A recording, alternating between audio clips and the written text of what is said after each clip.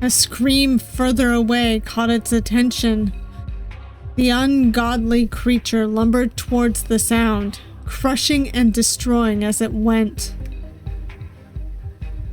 I tried to get up, to run, to save myself, but my knees faltered, plummeting me back towards the ground. Excuse me. I hear a voice behind me and turn around. Hey all you cool creatures, I'm Cryptid, welcome to the Cryptid Plays YouTube channel. And today we are continuing Binary Star Hero. Last time in this game, we not only found out that our character is obviously a former villain, we found out that possibly one of their former partners in crime is now after them. We also met Ray, who has been kind of outed to us as Binary Star, but obviously I don't think that the main character fully realizes it yet. Now, because I am going to be loading the game and not starting, I will not be having the content warnings pop up, so let me give them to you right now. Binary Star Hero is intended for mature audiences and contains descriptions of violence, possible player character death, bloody imagery, descriptions of gore, blood, murder, self-destructive behavior, threats of violence, mentions of toxic/abusive relationships, depictions of abusive relationships, possibly sexually suggestive situations, explicit language, mentions of drug usage, and mentions of suicidal ideation. Now, I'm not entirely sure if I will age restrict this or not. I have been considering it, but likely what I will do is censor some things. However, we shall see. So, without further ado, let's get started. The next day, I get to work at 9 a.m. for a later shift. After clocking in, I start restocking some pastries. No, dude, I'm telling you, Blaze is going rogue or something. Why else would Binary do that? Blaze is totally going full anti-hero. Haley groans as they approach with Miles in tow as he chats their ear off. I wonder what Binary did.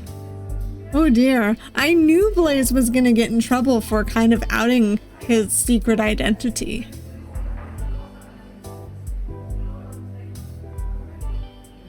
Miles, for the last time, anti-heroes don't exist. They could though. No, they can't. It is illegal to be doing any hero activities without proper government approval. And that is especially so for some rogue anti-hero type of activities. Miles turns to me next, giving me that smile again I see, Miles. Okay, Moth, so listen to this. Moth doesn't want to listen, Miles. What's going on? Looks like Moth does want to listen. Miles smirks smugly at Haley, who just rolls their eyes at him. You didn't see the news or, go on any social media yesterday or today? Not really? I accidentally slept in and was in a rush this morning. I practically ran here. Dude, you got to check this out. Miles is already tapping on his phone. He suddenly turns the screen towards me and I look closely. Oh dear. At first, it's kind of hard to understand what is going on, but on closer inspection, it seems as if a hero is throwing another hero off of a building. Talk about revenge. Is it a joke? I don't really get it. Miles fast forwards the video a bit. Okay, look, there is a close-up here. I'm sorry. That is a great shot. The video shows two heroes talking, and suddenly one tries to kick the other. Oh cool, we can actually move this around. The hero who was on the receiving end of the kick grabs the other hero by the ankle and holds them over the ledge of the tall building. The hero lets go, but the other hero stays suspended in the air. They continue to converse. How are they floating like that? One of Binary's abilities is telekinesis. You didn't know that? Miles scoffs, as if it is the most obvious thing in the world. After a minute or so, the heroes seem finished talking. Binary Star turns and starts to walk away. And the other hero plummets towards the ground. Miles shuts off the video. Oh my god! Don't worry too much. That guy is fine. Yeah, and get this. Before Binary grabbed his leg, Blaze said, "What are you gonna do? Stop me?" And then Binary grabbed him and just dropped him off the side of the frickin' building. So badass. That was the only audio that was caught? Yup. So netizens are going crazy trying to figure out what it was all about. Binary Star is squeaky clean. He has never done anything like this. So it has to be something about Blaze going rogue. You know, probably I should be giving him more of a stoner voice, but whatever happened, I just ended up giving him the voice I gave him instead. Why else would Binary Star do that to Blaze? A hero that was previously his sidekick for 3 years? I doubt that going rogue thing. I think the more squeaky clean a hero seems, the more skeletons they are probably hiding in their closet. Don't be so envious, Hal. It looks bad on you. Miles. Miles just laughs despite Hal's potent glare. What do you think, Moth? I feel like this answer, the top one, is giving us Haley relationship vibes, so I'm gonna go with I just don't care. To be honest, I just can't be bothered to care that much. Heroes can do whatever they want. It's not like any of us can influence that, skeletons or not.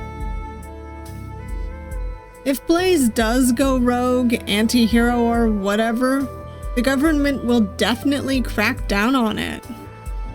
So I guess this doesn't really pertain to me in any way. I'm just one civilian, so I don't care that much.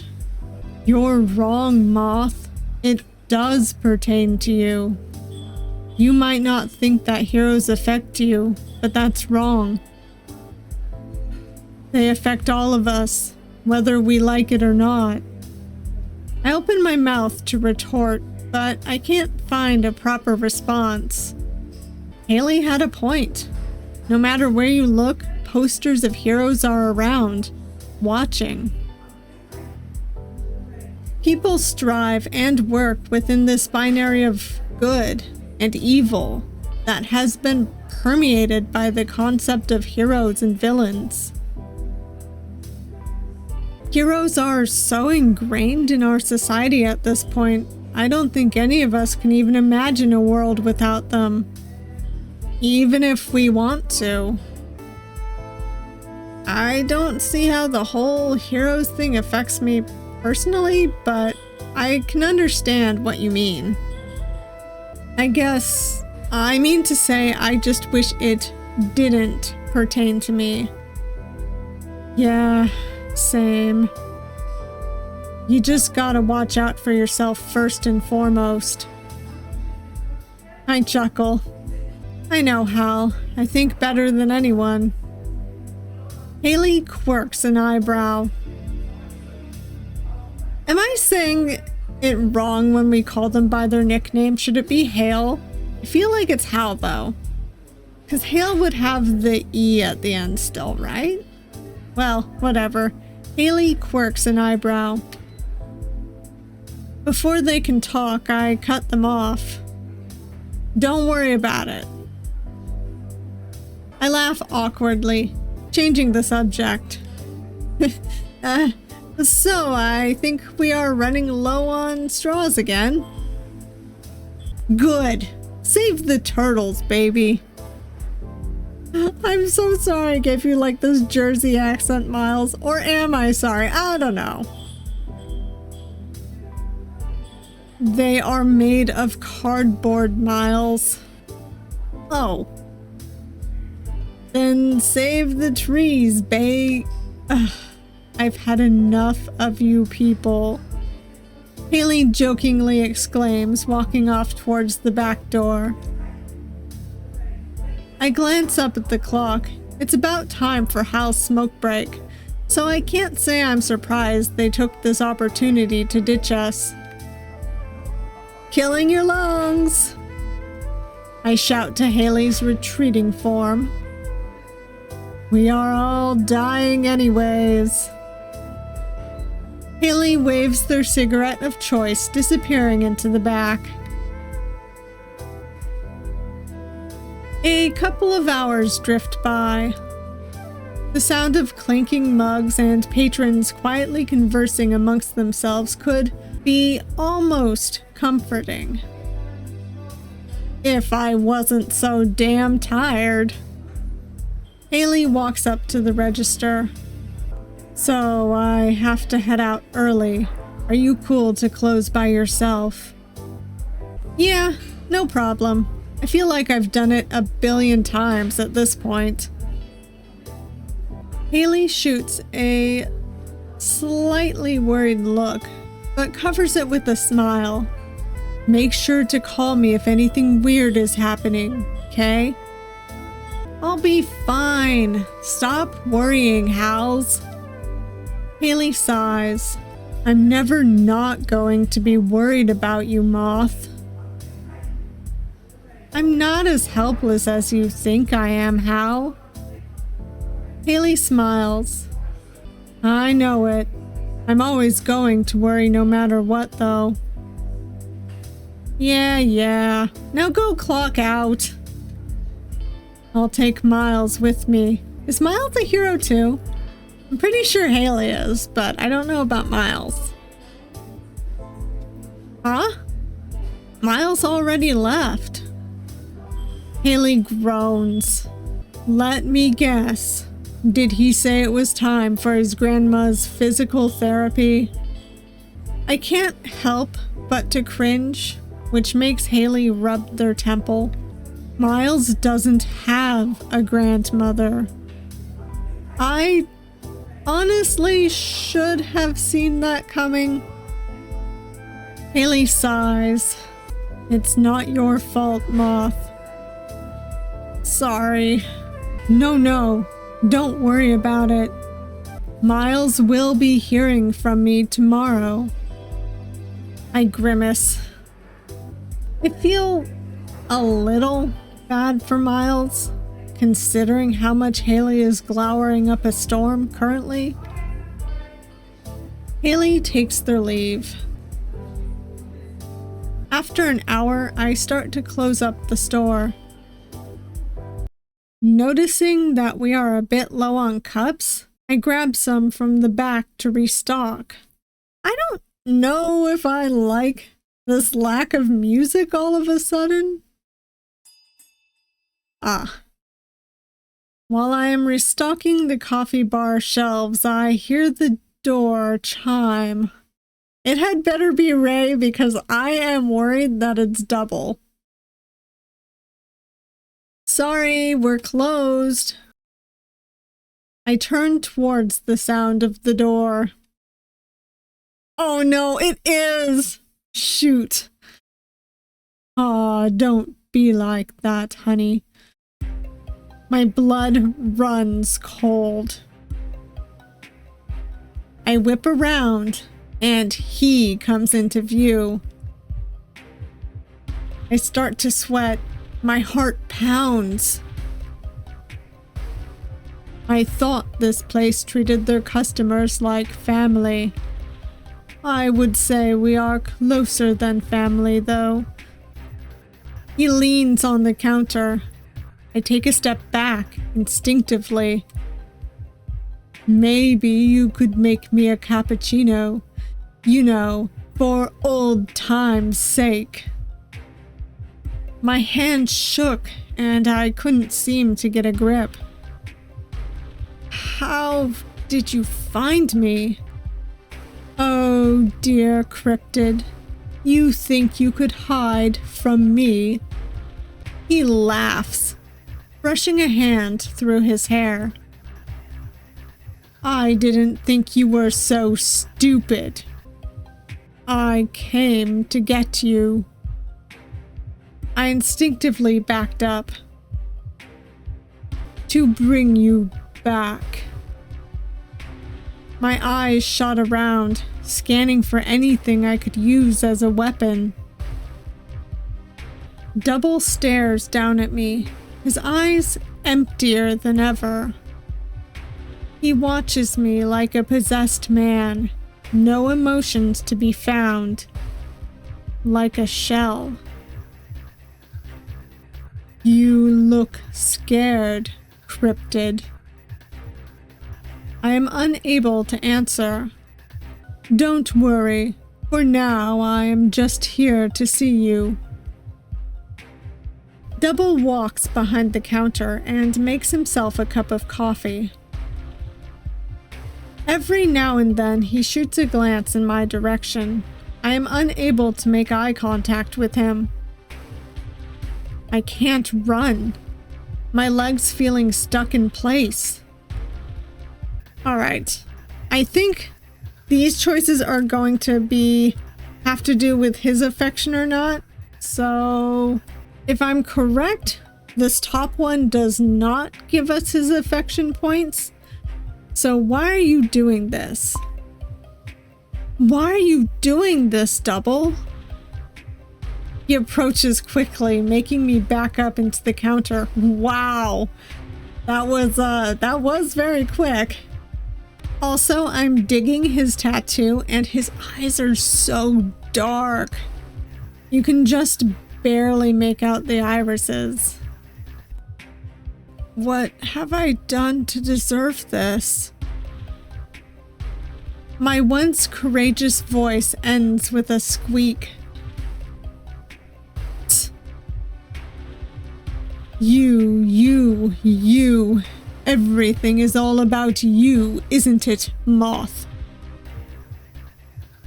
Oh, I should be kind of covering my mouth, actually, since he's wearing a mask. So, pardon the fact that I haven't done that for his voice. It's no wonder our relationship went to shit. Has it ever occurred to you that why I'm doing this is simply because I want to? No. Of course not. You are a selfish little shit. But I like you, Cryptid. So I'm giving you a second chance. He stares down at my terrified form. His eyes rake over my body, lingering on my neck. Are you gonna strangle me or something? I'll take my leave. He grabs his cup of coffee and saunters towards the door. Double pauses, looking back. But remember, next time I'm taking you with me. My stomach drops. As soon as Double leaves, I run in to lock the door. My legs collapse, and I hit the floor. How did he find me? I covered all of my tracks. There's no way. This can't be happening to me. Thoughts pummel violently through my mind, one after the other. Where did I go wrong? It takes me a fair while to recover. I spent countless minutes on the cold, hard floor before feeling returned to my legs. I finished the rest of the closing activities between bouts of pure panic and sluggish exhaustion.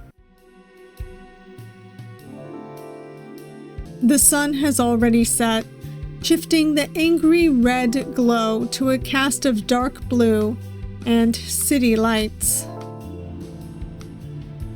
I drag my feet back home, slowly making my way through the city. My head hurts, and I feel exhausted. After crossing the threshold of my small apartment, I flop on the floor, my energy completely depleted. I'm too tired physically and emotionally to even be worried if my apartment is still safe. After an hour on the floor, I find the energy to drag myself to bed. I'll escape again the day after tomorrow. Despite it being my day off, I head toward the familiar view of the cafe. My heart wrenched at the thought of leaving this job. Sure, it wasn't the best job, but it was a life of normalcy for me. I truly didn't know how much I missed that. I walk into Cafe Waning Crescent for what is likely to be the last time. In my hand holds my resignation letter. My steps feel heavy. Haley, upon seeing me, can sense that something isn't quite right. Moth, isn't it your day off? Haley glances at the envelope in my hand, a deep frown appearing on their face. Is this about Miles? If he did something, it's not about Miles. Haley's face sinks when they think about what else could prompt me to quit. It isn't about you either, Hals. I bite my lip, my stomach swirling. This was a lot harder than I thought it would be. I just need to quit. Haley's facial expression looks a little hurt. I glance down at the envelope, holding it up. I'm sorry to do this. If you want time off. Oh, their expression hurts so much.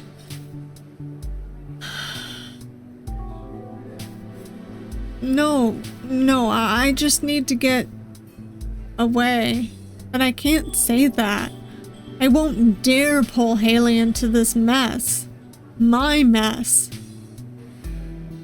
Need to get some fresh air. Haley has trouble making eye contact. Their faces more stoic than ever, but I knew them well enough to see the flashes of hurt that swims across their expression. I'm actually kind of close to tears. I feel so bad hurting Haley like this. There's nothing I can say, huh? No. Silence drifts between us, and I hand them the envelope. I desperately want to say sorry, but it dies on my tongue before it can surface to my lips. It's okay. Hal whispers. They force a smile. I'm sure it's for a good reason, Moth. I force a smile, unsure of what to say. Sorry, I'm just being selfish. Do what's best for you, Moth. Maybe someday when whatever you are running from is over, you can come back. How do you know I'm running from something? I've looked in a mirror before, Moth. It didn't feel appropriate to ask any further, so I just hand them the envelope. I'm guessing you aren't finishing out the week? I shake my head. Sorry. Thought so. Don't worry. We will be fine. Your last paycheck will be in next week. Haley pulls me into a hug. They pull back, looking at me warmly. Haley forces a smile, despite the sadness that swims under the surface. Well, stay safe, and I wish you all the best, Moth. If you need anything, and I mean anything, you have my number. I nod, unable to speak as a lump swells in my throat. You will be great wherever you end up. I know it. Everything will be okay. I promise. Thanks, Hals. Haley ruffles my hair, turning away. I'm going to go file this and take a smoke. They look over their shoulder. Bye, Moth. Bye, Hal. I walk out of the store, looking back at it one last time. I decide to take the long way home to be alone with my thoughts. As I walk, I notice a magazine left on a bench.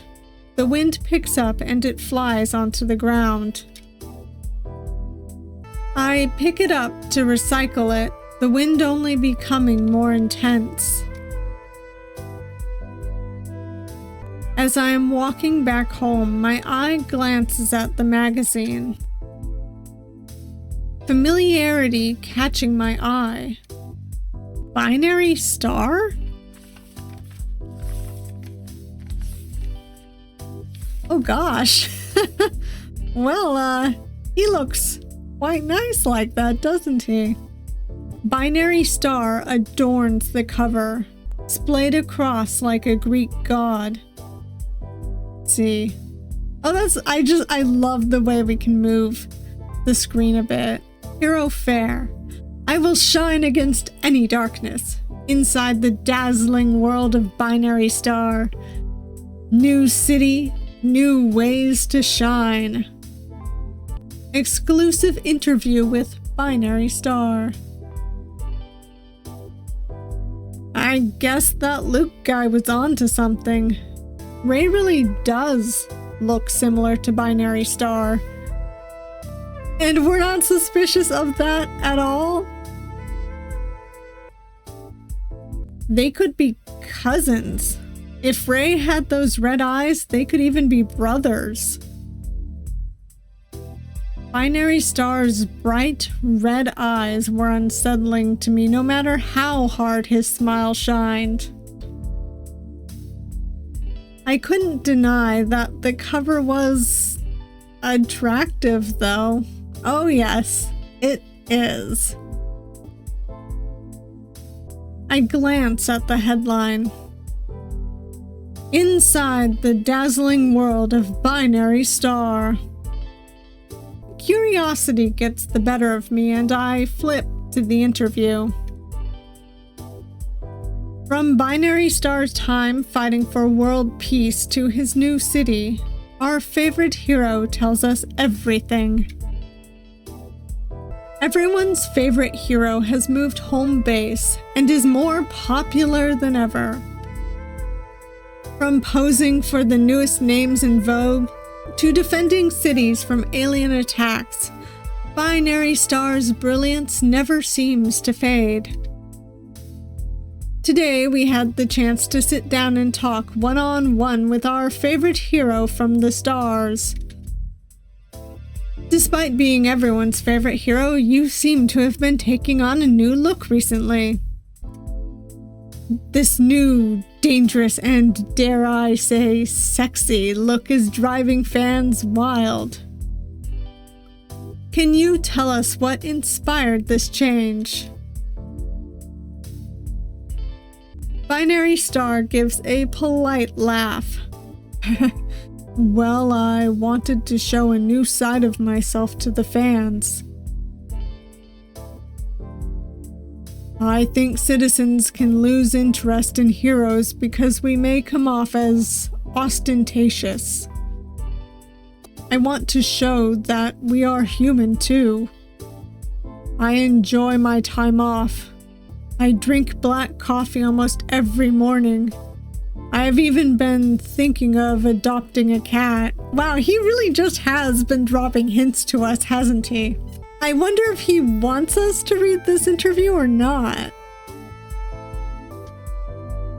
I find happiness in a lot of things that others may call boring. I just call them normal. I'd say your newest cover on Hero Fair is anything but normal. First your dangerous stunt with Blaze, now this cover. Fans are saying that you are taking on a more sexy and edgy look to appeal to a more mature crowd. The current theory stands that it has been a while since you have been seen with a partner. Perhaps spring is upon our favorite hero. I'm lucky to have such dedicated fans that care for my well-being. I hope that my fans can see that I'm someone with depth, someone with emotion and edge. Binary Star gives a coy smirk. Although I can't say that my change wasn't inspired by a special someone.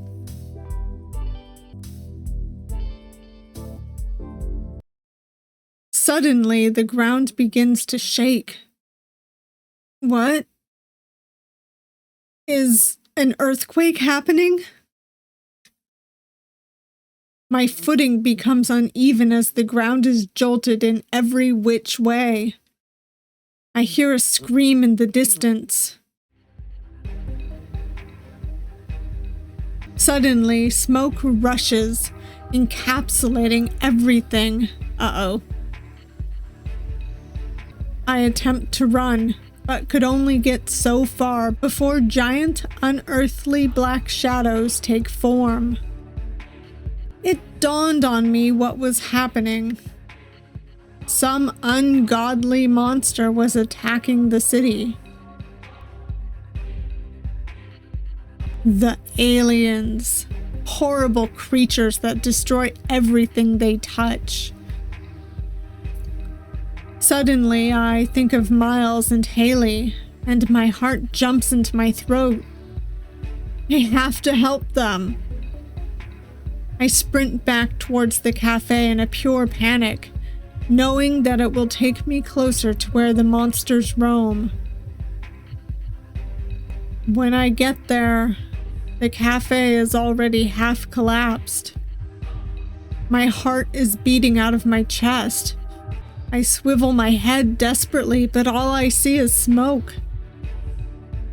Screams surround me no matter where I turn, the smoke only becoming thicker. Haley! I scream. Miles! I continue to scream and sprint and search for my coworkers. Suddenly, I feel a vibration in my pocket. The caller ID read Haley, and I scrambled to pick up. The minute I accept the call, Haley is talking at breakneck speeds. Moth, listen to me. Don't come to the cafe or the West District. Are you okay? Where are you? Miles and I are safe. The minute I felt something was wrong, we hightailed it out just in time. Where are you? The ground shakes so violently that my phone drops onto the ground. I crouch down to find it. Smoke fills my lungs, burning them. As I am crouched down, the ground starts to shake with increasing violence. So much so that I am unable to get up. I look up. A dark shadow lurks near me. I can't help but to stare at the horrific creature. Alien, destructive, death. My body shakes at the sight. I crawl behind a displaced facade. It lurks closer.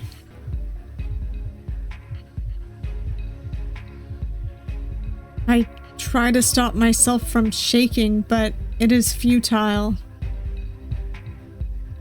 As the giant form lurks near me, I cover my mouth to keep myself from screaming.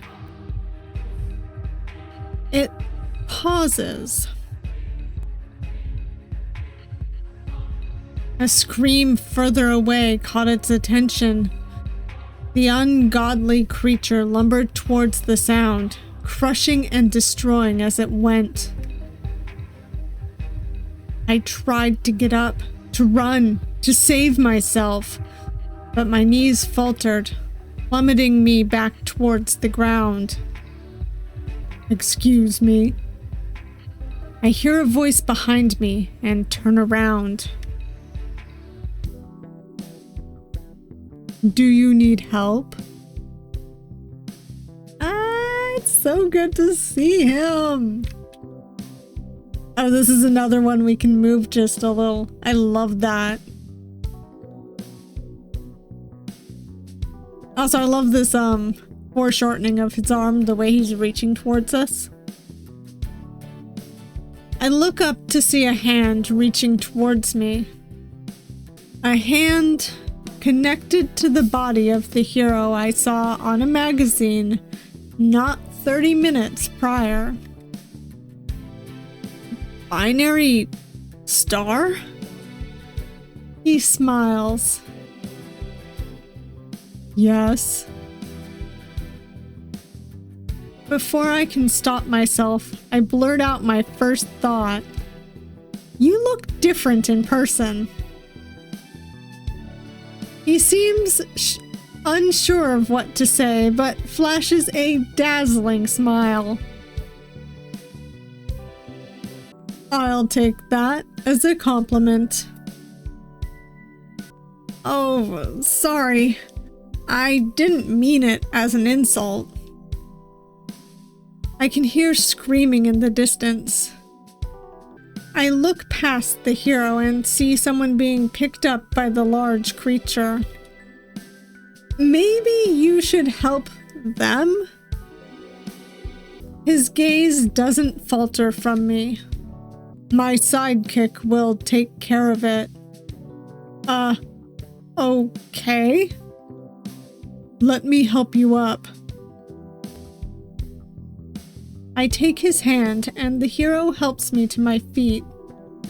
I lean on him a bit as my legs were still wobbly. See, his eyes aren't red when we see him just like that. I wonder if they're only red when he uses his powers. You don't seem like you will be able to walk. Before I can protest, the hero lifts me bridal style with ease. He is laying it on thick, oh my god. And he's doing it without words. Looks like I'll have to airlift you out. Wait, binary, Mr. Star, there are other people that probably need your help more. My legs are probably fine now. I can just run away. Wow, he looks not angry, but kind of disappointed. He glances down at me and does not answer. The uncharacteristic expression disappears as quickly as it graced his face. It was just a very Ray expression, the very tired, just dead stare. We lift into the air, traveling at fast speeds, his red cape flowing behind him. After a few minutes, Binary Star lowers me to the ground. There we go. How are you feeling? Confused? Overwhelmed? He hovers close, glancing at my form. Are you hurt at all? No, I'm fine, I think. A silence drifts between us. Oh, thanks for your help, Mr. Star. He smiles brightly. No problem at all. Another small silence drifts between us. I clear my throat awkwardly. I suppose I should leave then. I blink. His tone made it feel like a trick question. Yeah, I'm not sure how much heroing you will do here. This far away seems pretty safe, aside from the smoke. Once the aliens are gone, the smoke will clear up. Just stay inside and try not to breathe too much of it in. I look around and stare at the surroundings for the first time since we landed. This area looks really familiar. What's your name? I'd love to take you out to... Oh, it's my neighborhood. I like how his expression completely changed back to the very dead expression once we started looking around. He's just like so... I don't know. I truly can't tell what his expressions mean. Oh, it's my neighborhood. Oh, my apartment is right here. That's so lucky I don't have to call a cab to get home. Binary Star looked a bit awestruck. I cringe, realizing that I just interrupted him. Oh, sorry, what were you saying? It's nothing. I feel so bad for him. Ray, just come out to us as a hero. I don't know if it'll be fine, but... Okay, well, I should probably go inside then and not distract you from hero duties. Thanks again, Mr. Star. I give a small wave goodbye while walking towards my apartment. It was so uncomfortable.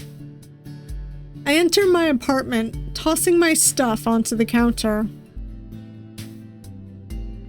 I send Haley a text, letting them know I made it home safe. Switching on the TV, I flip to the news station.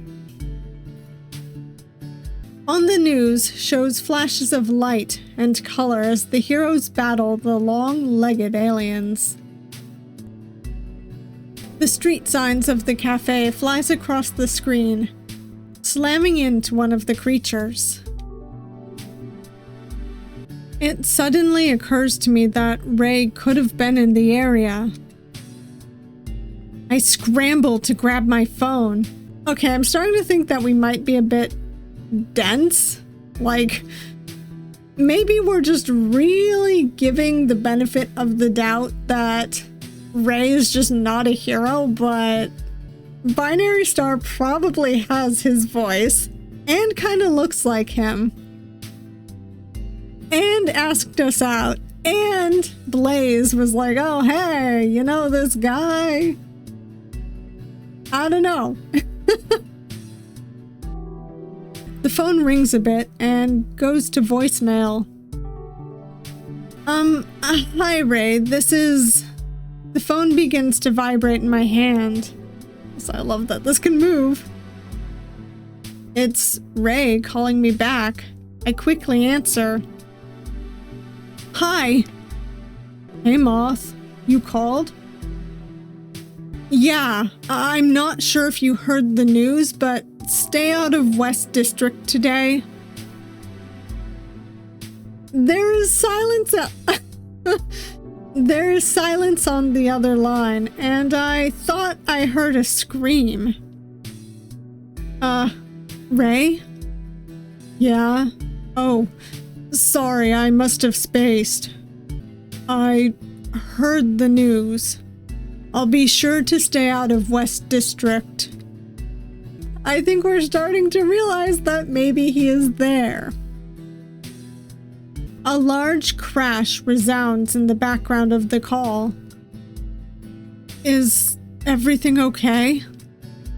Yeah, why? I just thought I heard something. Is that so? Yeah, it was like... I glance up at the news program. On the live screen in the background of the news report showed national hero Binary Star talking on his cell phone. Oh my god, what a way for us to find out. Oh my gosh. Hello? Moth? Binary Star's mouth movements lined up perfectly with Ray's voice through the screen. My mind couldn't believe what it was seeing. I mean, there were so many hints. Hi.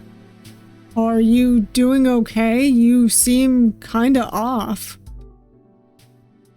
The movement of Binary Star's mouth matched up perfectly with Ray's voice in my phone. Ah! Out of shock, I hurl my phone across the room. It slams into the wall, the screen going black.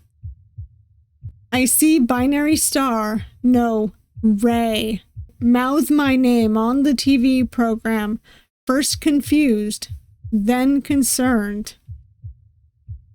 Ray mouths my name one more time into the phone. He then puts his phone into his pocket. Half a second later, a cloud of dust remained from where he once stood.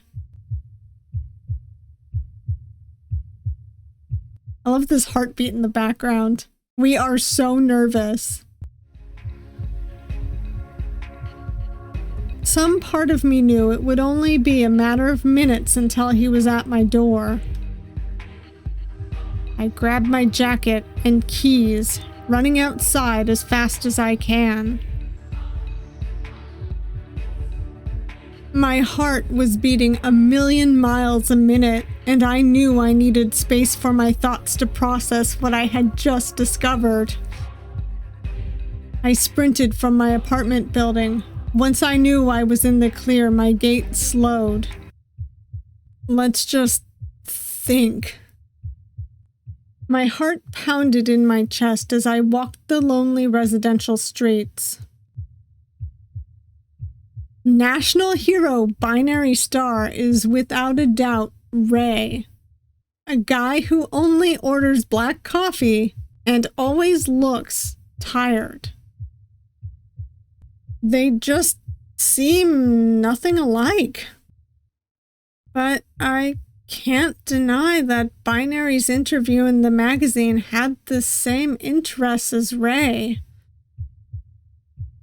I mumbled to myself. I was not mumbling, but that's okay. Binary Star is always smiling. To the people, he is a shining example of patriotism, courage, and kindness. Ray, on the other hand, looked like he would willingly jump off a bridge at the slightest inconvenience. I continue to walk, making my way deeper into the suburb. Binary Star is so optimistic and charismatic, but Ray seems like every sentence he utters takes a week off of his life. If I didn't see it myself, I truly wouldn't have believed it. I stop in my tracks, a realization coming back to me. The Binary Star that saved me, his eyes weren't red. His eyes were a deep black, just like Ray's eyes.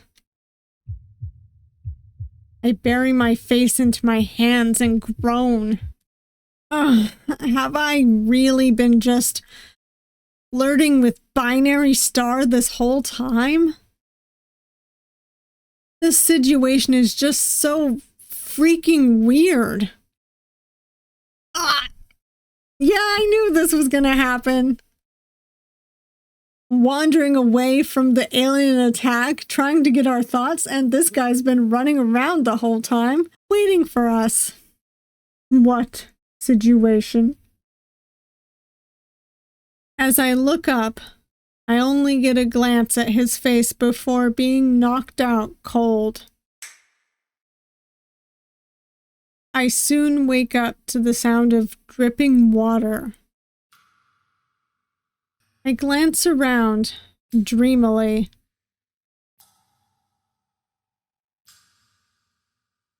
Soon, I come to.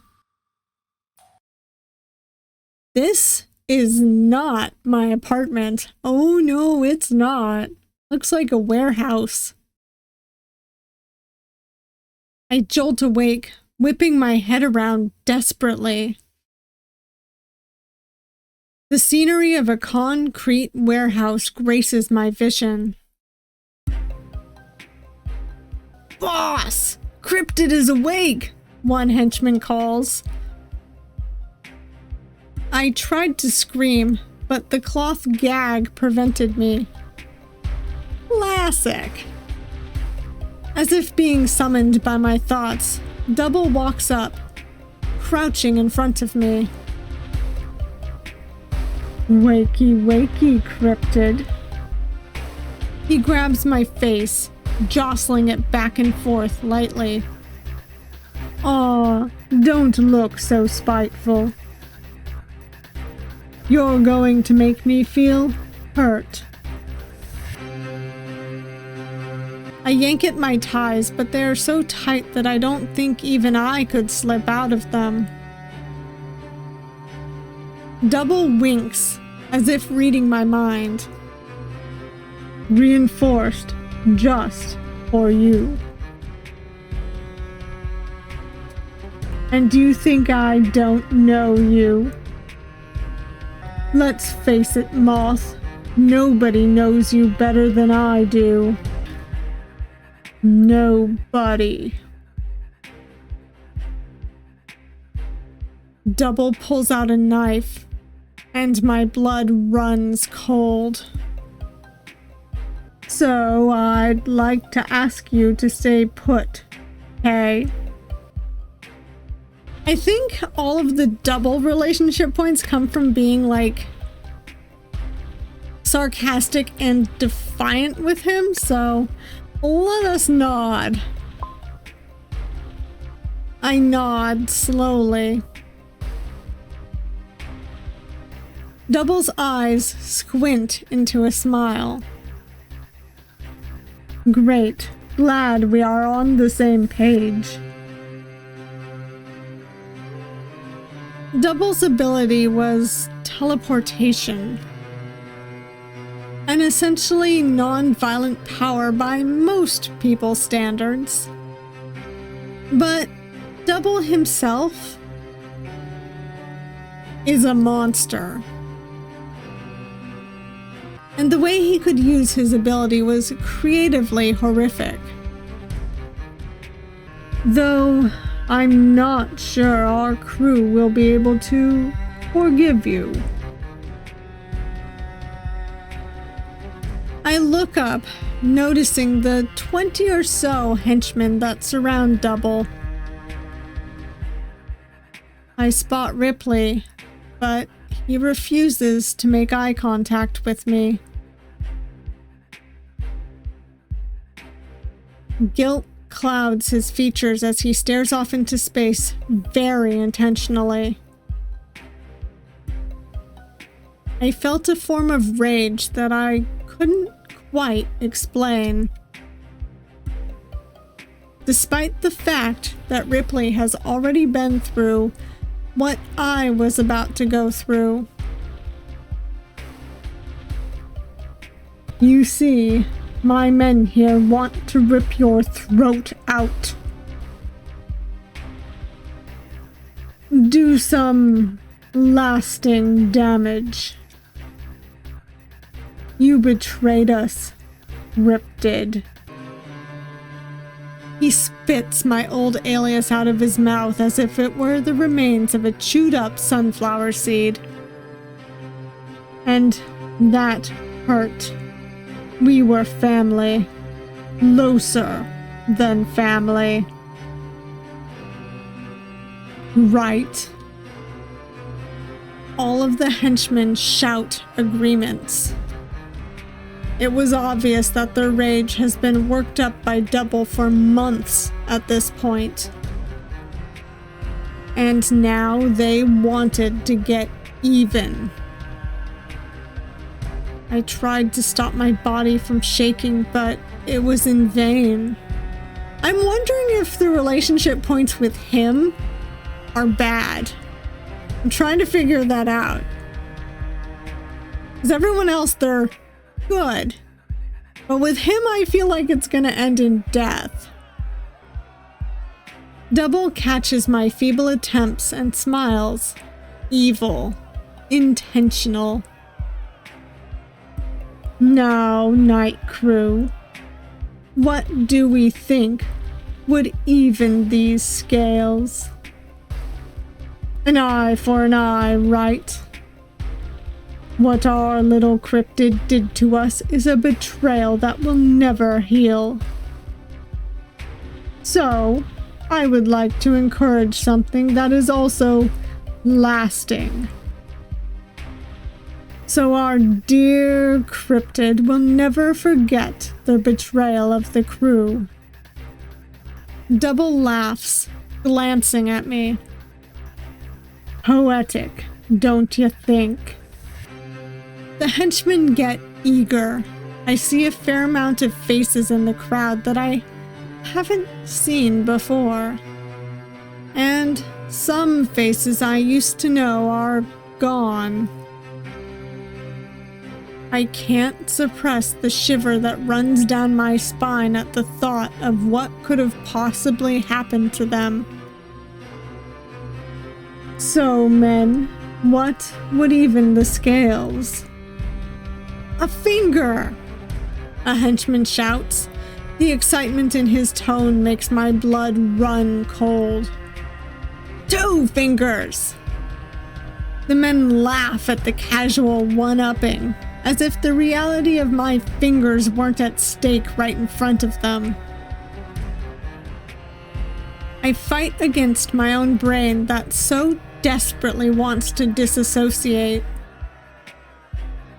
Ah, Cryptid, you are so popular.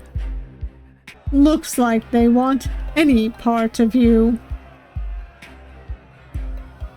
Double laughs, genuinely enjoying my fear and the chaos. The crowd goes wild, and my stomach churns violently. So, we have our conclusion then.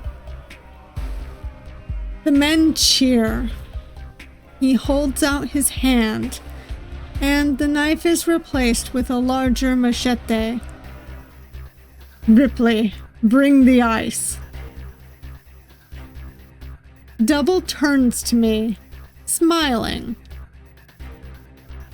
So here's the deal, honey. He unwraps my ties, grabbing one of my wrists and slamming my hand down on the cinder block in front of me. I'm going to cut 2 fingers off. One of them I'll be keeping for myself, as a little token of penance for what you did. The other, I'll give it back to you all nicely wrapped up in an ice bag. I'll even let you choose which finger you want to keep.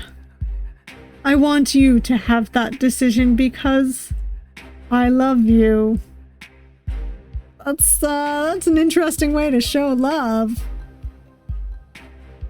Then you will be free to desperately search for an ER to reattach it for you. Just like I desperately searched and searched for you. He leans back, a shallow smile on his lips. He folds my fingers except for my index. Don't squirm so much. If I mangle it or make the cut too low, they won't be able to reattach it. He touches the cold knife to my finger, making a small cut where he plans to aim for. Oh boy. My stomach twists. I attempt to look away, but his hand with the machete quickly moves to my face. He grasps my jaw, forcing my face back to its original position. No, don't you dare look away from me. From this. You have to witness the loss of something valuable, just like I did.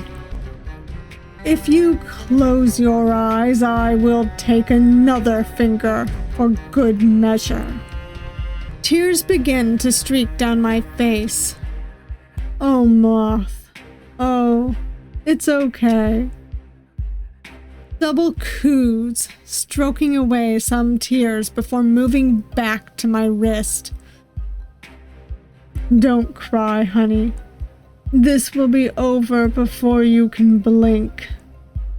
The tears refuse to stop as I begin to sob out of fear. I'll take care of you nicely throughout the healing process. I promise. He leans forward, placing a few kisses on my tear-stained cheeks through his mask. He then leans back with a wide smile under his mask. I shake, knowing what was coming next. He raises the large knife in what feels to be slow motion. Yes! What the fuck do you think you're doing? He appeared in civilian clothes? Damn. I look in disbelief. Ray! I start to yell under my mouth gag. Double is going to kill him if he stays here. I panic, but my screams are stopped by the gag that wraps my mouth. Double becomes annoyed and grabs my face, violently looking me square in the eye. I become silent at Double's stare. Ray seems incredibly upset. Let go. Ray glares at Double, who just laughs. He gets up, facing Ray, who steps closer. I'm sorry. Who are you? Ray just stares, the same deep glare adorning his face. Look, for your own well-being, I'd advise you to just move along. You are interrupting a pivotal moment here. Let go of Moth. Now Double looks ticked off. Let me take Moth and go. Then you and your cronies can be free to do whatever you do. Double laughs without humor. Fine, you want to stick around. Don't tell me I didn't warn you. Ray's stern voice cuts off Double. I don't think you heard me properly. I said, fuck off. Ray's eyes flash a familiar red. A red glow I had seen adorn posters and news programs for years. Double laughs. Oh, you have got to be freaking kidding me. Double turns to me incredulously. This is your watchdog? Freaking binary star? Double paces, clearly frustrated. Out of everyone, this is your hero boy toy? I mean, we didn't know. I don't know quite how we didn't know after a little bit, but still. God damn it. Ray just stands there, glowering at Double. Ray shoots a glance at my face, and his expression becomes more furious than ever. Fine, whatever. I guess I'll be the first to take down Binary Star then. Double throws the knife, but in a split second, it is cut down by an angry red laser. With a yell, the henchmen run towards Ray, their weapons in tow. Blood splatters across my body. As the henchman to the left of me is sliced cleanly in two. His blood splashes against the ground. What happens next is only what can be described as a one-sided bloodbath. The henchmen soon realized they were no competition for the top hero, Binary Star. Some attempted to flee, but that didn't stop Binary Star from slaughtering them like a child stomping a line of ants. As I sat tied up, severed body parts dropped to the ground like piñata party favors. Organs spilled out of torsos mid-run. They splayed across the ground with splatters that made my mind go numb. Double took advantage of Binary Star being distracted with his henchmen. In a split second, Double used his ability and phased away. I couldn't move. I couldn't scream. My mind was no longer living in the same moment my body was. After what felt was hours, but likely only a few minutes, the last body cracked against the floor.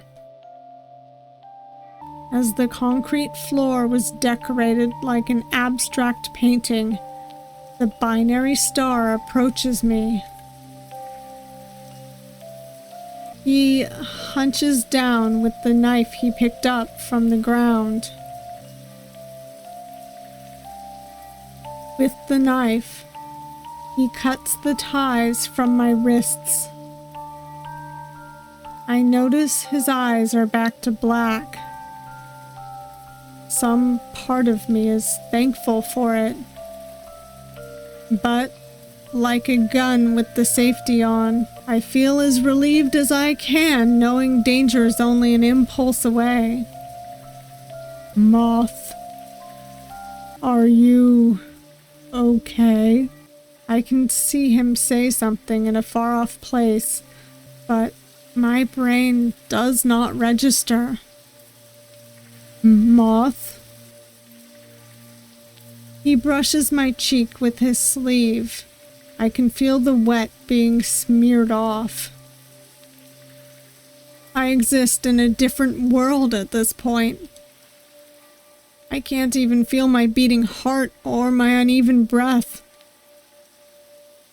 I simply know they are there without me, and that is all. I look at his face, smeared with death. He has a peculiar expression, something I can't quite place. Don't worry, we are going to get you home. As he says my name, I try to respond, but no words surface. Do you think you can get up? Like a puppet, I try to follow his words, but the minute I stand, the world spins, and I plummet towards darkness. I wake up with a start. Seeing my roof, feeling my bedsheets helps to ground me. When did I change into my pajamas? Oh, I helped. I yell in surprise, whipping my head towards the window. By the window leaned a casual Ray. He smokes a cigarette, blowing the smoke out of the window. We look at each other in silence for a minute before he speaks up. You slept pretty deeply. You were out of it. It would probably be best if you got some more sleep. My body shakes at the memories that swarm me. Does that mean it wasn't a dream? You weren't dreaming. Did he just read my thoughts? Sorry, it's a bad habit. I touch my face. There is no blood on it. How? Ray grimaces and blows more smoke out the window. You don't remember taking a shower when you got back? I shake my head, slowly feeling confused. Some distant memories start to return. It will probably all come back with enough rest. Just try to take it easy for now. I try to find the proper response, but words don't formulate. I nod. Ray sighs. Can I come over there? I slowly nod again, unsure if I completely meant it. Ray pushes himself off the wall he was leaning against. He places his cigarette in the ashtray and turns toward me. He approaches me and I can't help but flinch. He carefully sits down at the edge of my bed, and I can't help but to scoot further away from him. I'm sorry for what you had to see. I didn't want you to see me like that.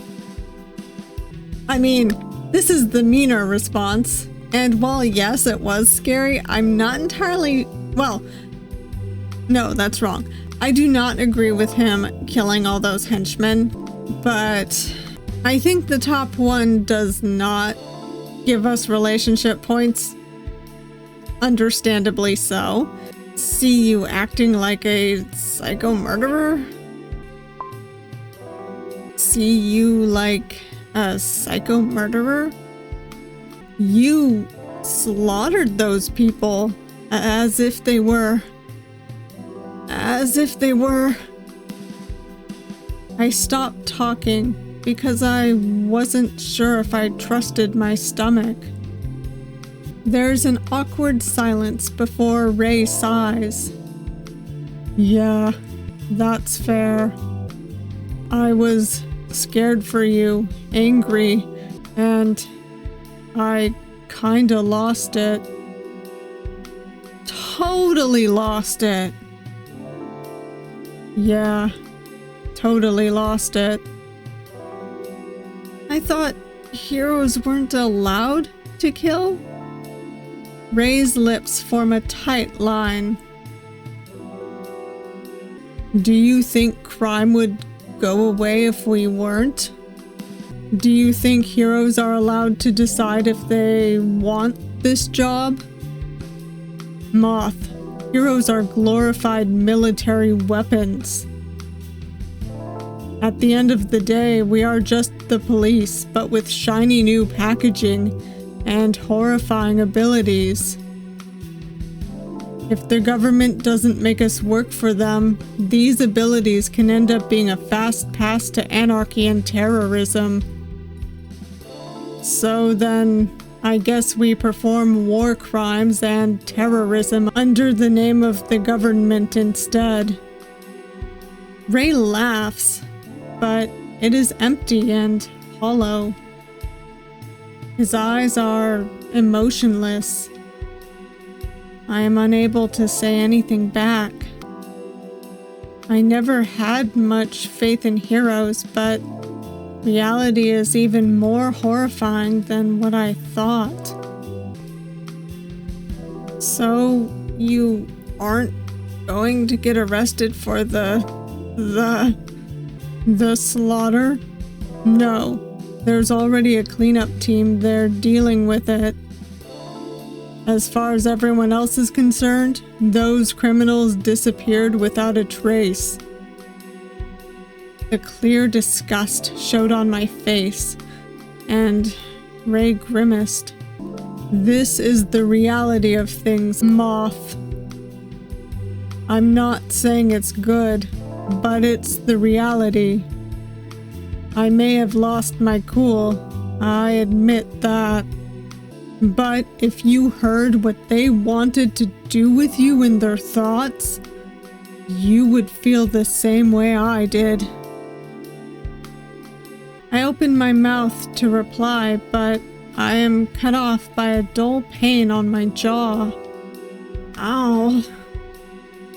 I rub it, realizing it's the place where Double grabbed me before. Ray comes closer.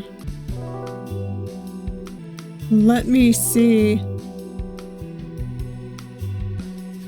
I scoot further away instinctively. Ray pauses. A hurt look travels across his face. He whispers in a soft voice, I'm not going to hurt you, Moth. I promise. If you just trust me, I would never hurt you. I stare at him, searching his face. I know you don't trust me now, but please, at least let me see your wounds.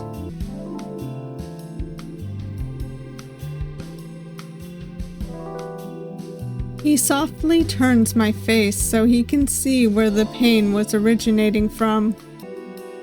His face falls into a deep frown. I don't think you want to look in a mirror for a couple of days. couple of days? I need to go grocery shopping. What, to buy more mac and cheese? No, you don't. He caught us. He knows how terribly we're living. What? It's best if you stay here. I'm about to protest, but Ray firms his voice a little. I haven't found double vision yet. My mouth strains into a tight line. Ray's voice softens. Don't worry, I'm going to keep searching. After that bloodbath, Double has probably already ran for the hills. Ray gives an uncomfortable chuckle. Maybe, but it's good to stay vigilant. I scanned his thoughts back at the warehouse, and he seems to have history with you. So it's probably best for you to stay inside here, where I can protect you. Ray forces a smile. You still look so exhausted. Ray moves back to the window, looking out at the night view of concrete buildings and urban sprawl. He pulls out another cigarette, bringing it up to his lips. Try to get some sleep. I'll keep an eye on you until I have to go to work. I soon become taken by the exhaustion of the day and drift off to sleep. I wake up with the sense that I dreamt about the old times with Double. He used to be so much nicer. Or was he like this all along and I just didn't catch it? I get up and inspect the fridge. It was pretty empty, so I settled on eating some leftovers. Throughout the day, I shift between watching TV programs, playing on my phone, and reading some articles. I try to get in some good reading just to pass the time, but I can feel my attention not able to stick to anything. After a few hours of being lazy, I can feel the exhaustion setting in. The sun is beginning to set. I decide to do some stretches to keep the blood flowing to my legs. When I glance to where the noise is coming from, I notice a small black cat at my window. How did a cat get 5 stories up? Good question. I immediately open up my window and grab the cat, bringing it into the apartment. I know who this is. This is not a black cat, it's a green cat. Oh my god, what were you doing out there, kitty? The cat wiggles in my arms, and I let it down in my apartment. The cat wanders around the apartment, sniffing everything its small nose can reach. I sit on the bed, watching the cat. When the cat finishes whatever rounds it was making, it stares at me, curiously. Do you want to play? I dig in my closet to find the basket of cat care items that I probably should have given away ages ago. I pull out a feather toy and crouch down in front of the cat. The cat stares up at the feather toy with an unamused look. I bounce the toy up and down, but it fails to interest the cat, who just rubs its paw against its face instead. I try a few more toys, but the cat even seems amused with my frustration. Eventually, the cat turns around, stretching up towards my bed.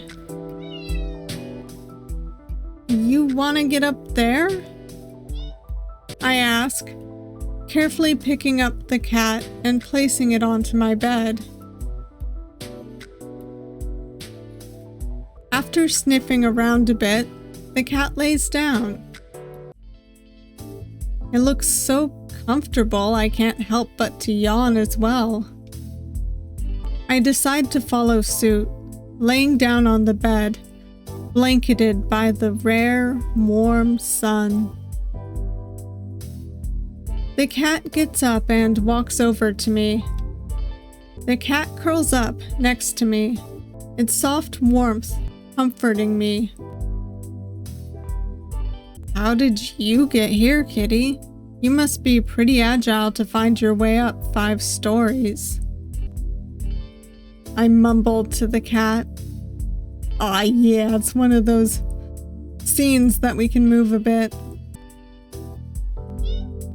The cat gives a soft meow, almost looking proud of its accomplishments. As I pet and talk to the cat, it purrs in response. Between the warmth of the sun and the cat curled up next to me, I soon grow tired, and my eyes refuse to stay open.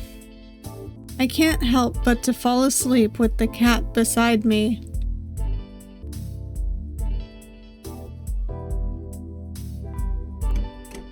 The door clicks closed, and my eyes drift open. Still tired? Ray walks in with full hero attire on, carrying a sizable duffel bag. His expression looks more exhausted than usual. Part of his hero outfit is ripped in different areas. Oh yeah, I can see that.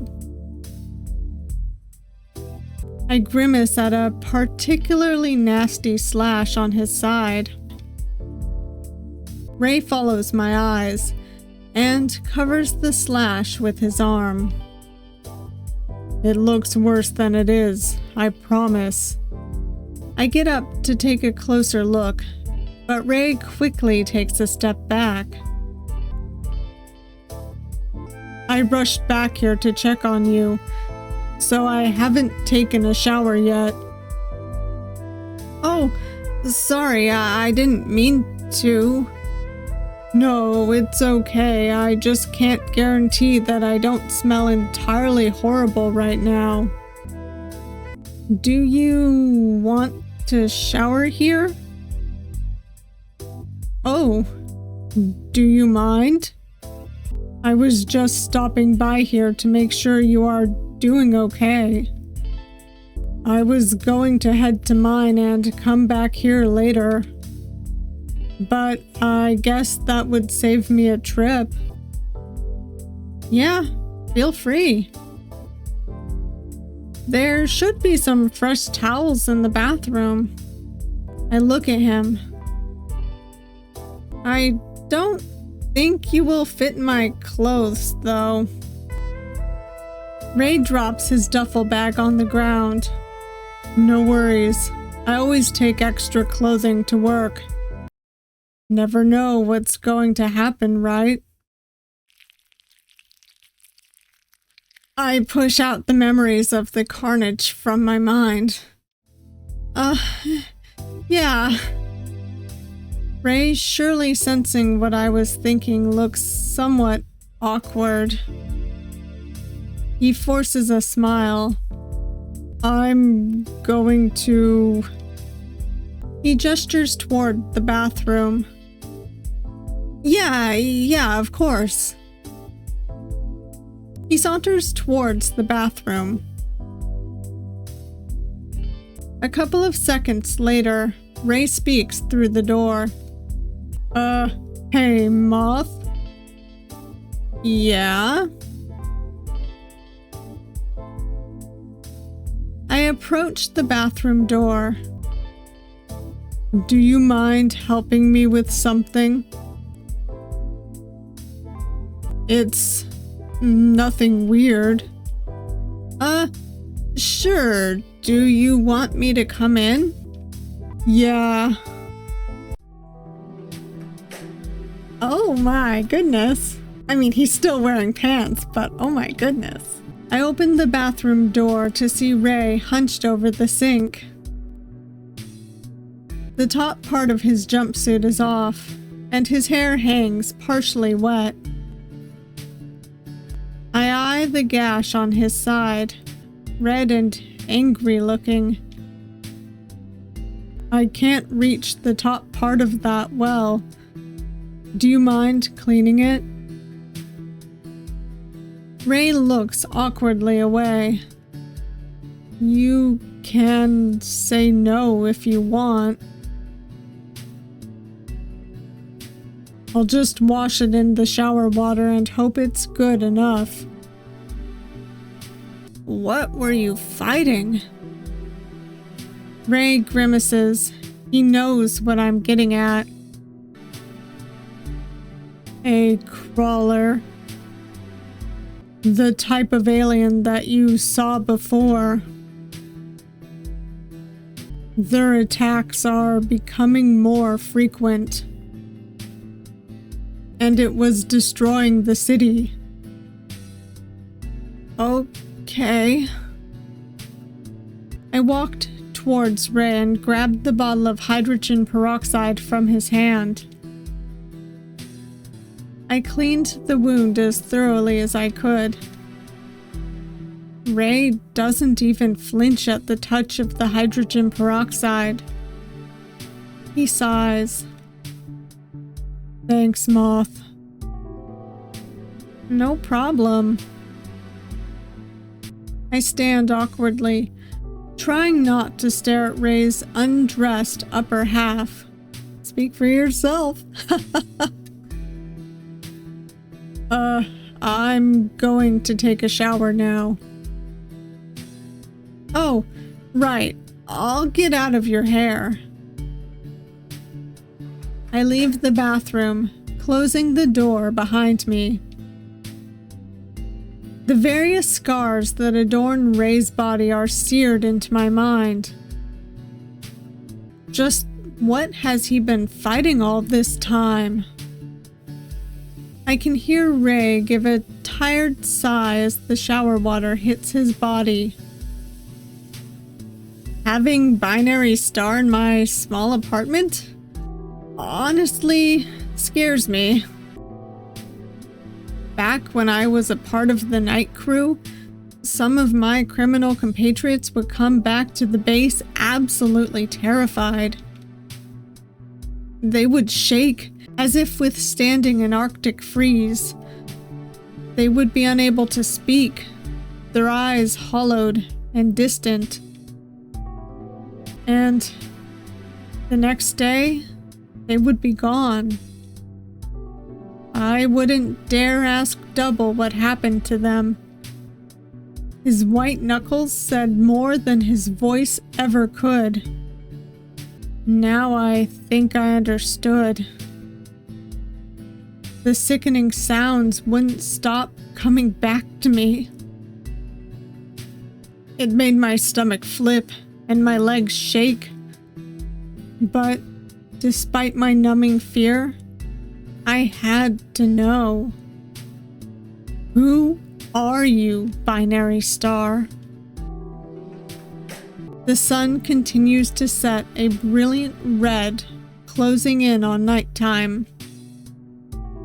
Soon enough, Ray steps out of the bathroom, clothed in a comfy sweater and jeans as normal. Have you eaten?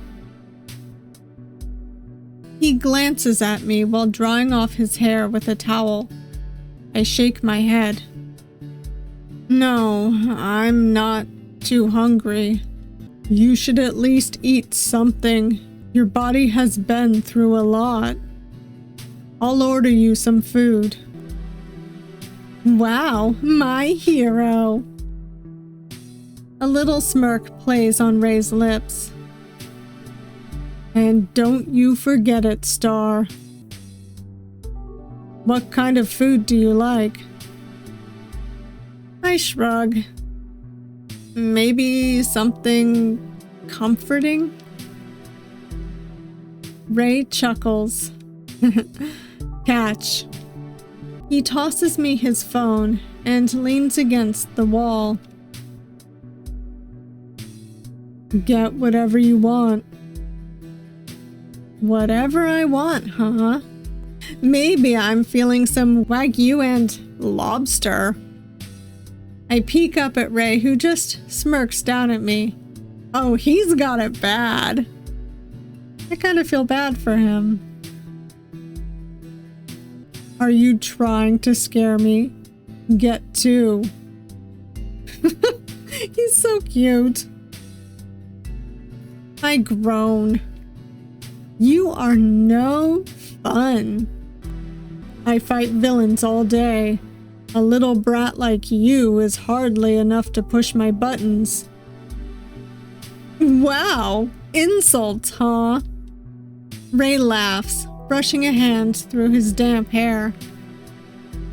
Part of me wondered how Ray would react if he found out that I used to be a small-time villain. When he pushes his hair back, I notice his pierced ears. Kinda strange for a hero like you to have their ears pierced. You think so? It doesn't really fit the hero image. Yeah, I guess not. When did you get them pierced? Sometime when I was a teenager. I don't exactly remember when, to be honest. Went through a rebellious phase, huh? Something like that. They were so strict at the NAHA, it was hard not to be a shitty, rebellious teenager at least once. A lot of people get recruited into being a hero, but you were basically one from birth, huh? I was talented like that. Did you still get to do, like, normal kid things? Ray's face falls for half a second before snapping back to its original expression. Of course, my childhood was pretty normal. Even boring. I think that's a lie. Somehow I don't get the feeling that you can be the judge of what normal things are.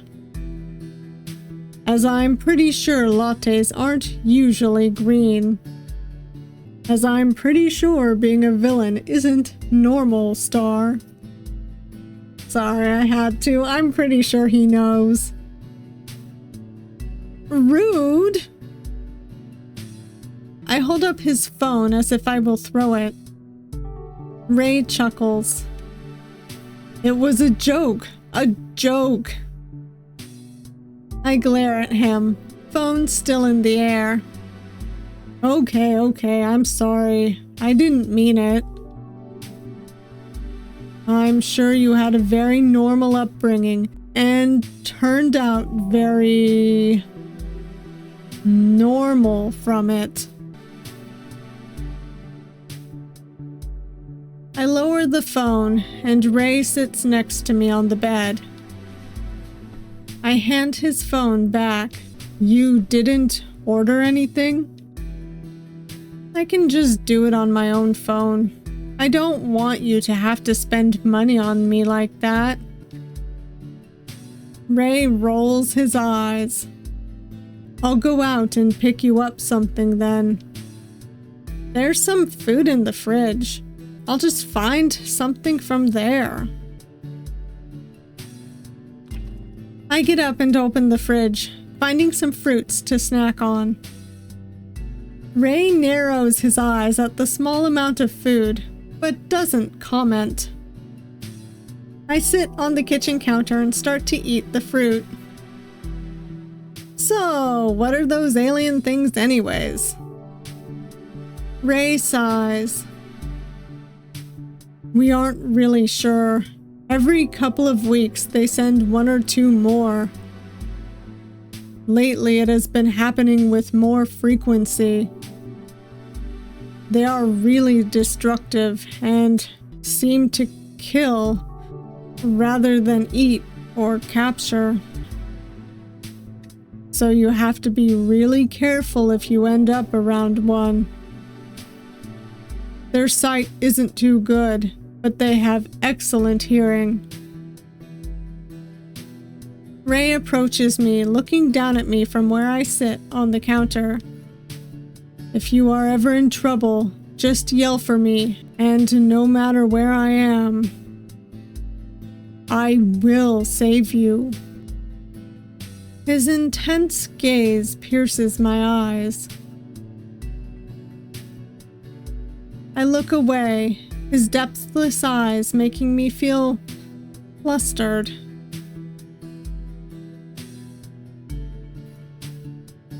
He places his hand on my face, redirecting it back towards his own. He brushes away some fruit juice I didn't realize was on my cheek. It's never boring with you around, that's for sure. I blush, embarrassed. After finishing my fruit, I throw away the container and head towards my bed, flipping on the TV. There was a special on music that has hit the top charts lately. Oh look, there's Blaze! I didn't know he was in a band. Ray sits next to me. Yeah, I don't think he is in it for a love of music though. What kind of music do you like? Ray looks at me with a smile playing on his lips. I don't know. I don't really go out of my way to listen to any specific kind of music. Whatever's on the radio is fine, I guess. Really? You give me the vibe that you would be into classic rock or something. Are you calling me old or something? No, not at all. Good. You aren't allowed to comment on my age unless you can outrun me. There is going to come a day where I can. Ray scoffs. Not on your life, kid. Too proud.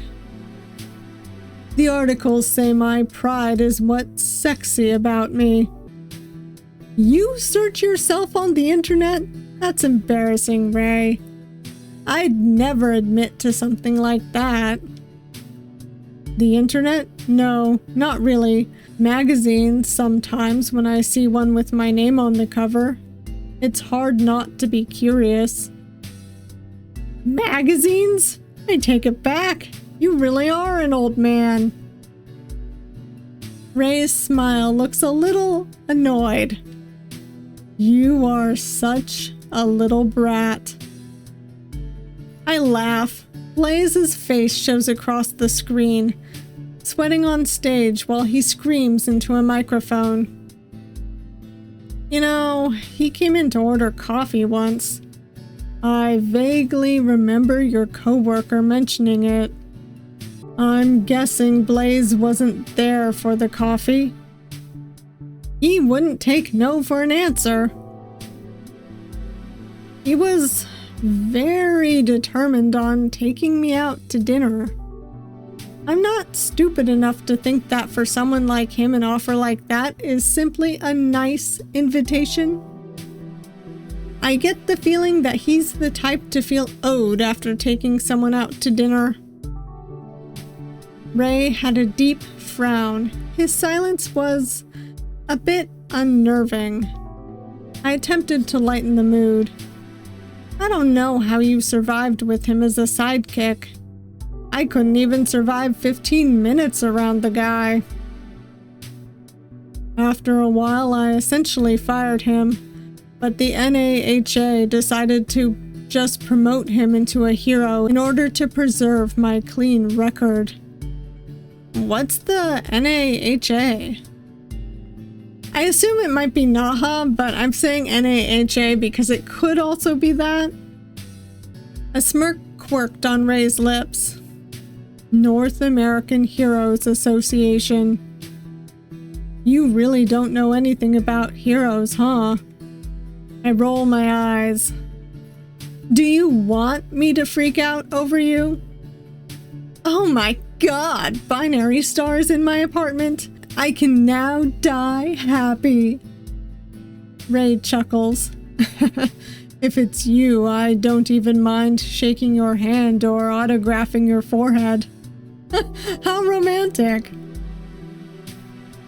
Do people ask for that? You would be surprised what people ask for. I shudder. Ray gets up, positioning himself against the familiar wall. You should get some sleep. It's late, and your body is probably still healing from the shock. Some part of me does feel nervous about Ray in my very small apartment. He smirks at me, and I look away quickly, remembering that he can read my thoughts. He lights a cigarette. Get some sleep, Star. I'll watch over you until my shift. Well, you know what? Before the video gets too long, because I have been recording for a while, I think I'm going to leave this here. I think I have a little ways until the endings. So, unfortunately, my plan of getting all the endings in this video will just have to wait till next video. So if you made it this far, I want to thank you all for watching, and I hope that you are as invested in this story as I am. It is getting good. I cannot wait to see how all of the endings play out. And if you liked this video, please hit that like button. And if you want to see more of me, but you haven't yet subscribed, please subscribe. I upload videos every Monday, Wednesday, and Saturday, as well as extras and shorts randomly throughout the week. I also stream on Twitch. Recently, it's been Fridays and Saturdays. So if you want to see me live, come on by then. And I hope to see you all next time. Bye.